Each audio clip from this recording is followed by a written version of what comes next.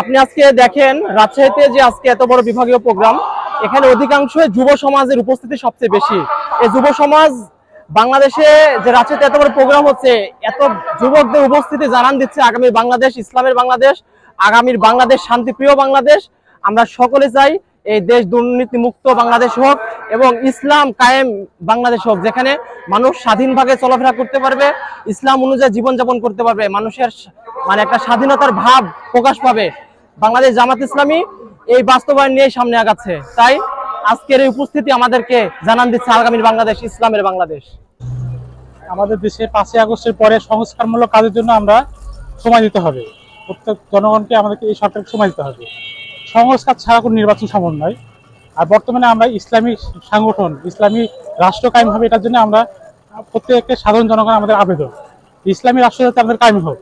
সেক্ষেত্রে আমরা বাংলাদেশ জামাত ইসলামকে আমরা চাই।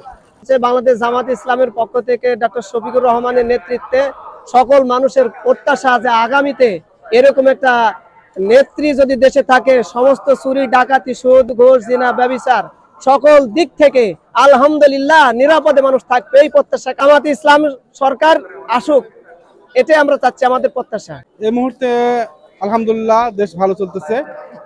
সরকার হিসেবে একজন জামাত ইসলাম দেশে আসুক। আমরা আগে সংস্কার চাচ্ছি, কারণ বিগত সরকারগুলো সংস্কার না থাকার কারণে এই দেশটা একটা অচল অবস্থা সৃষ্টি হয়েছিল, বেশিরভাগ সৃষ্টি হয়েছিল। এদেশে সংস্কার আগে প্রথম দরকার। তার মানে আপনি সংস্কার চাচ্ছেন? জি। এবং সরকার হিসেবে কাকে প্রত্যাশা করছেন?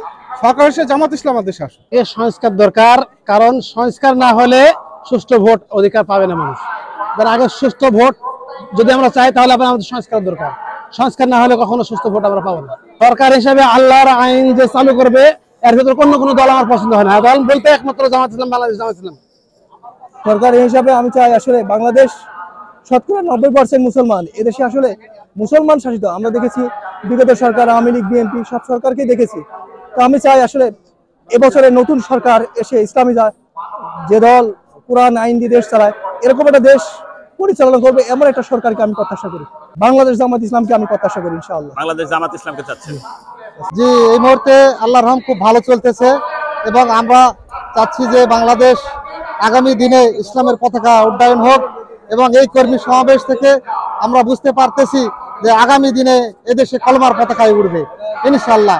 এবং আমরা চাচ্ছি একটা শান্তিপ্রিয় সুস্থ বাংলাদেশ গঠন করতে। তাহলে আপনার প্রত্যাশা? আমার প্রত্যাশা বাংলাদেশ জামাতে ইসলাম এই মুহূর্তে ক্ষমতায় আসুক, আমরা এই প্রত্যাশায় যাচ্ছি।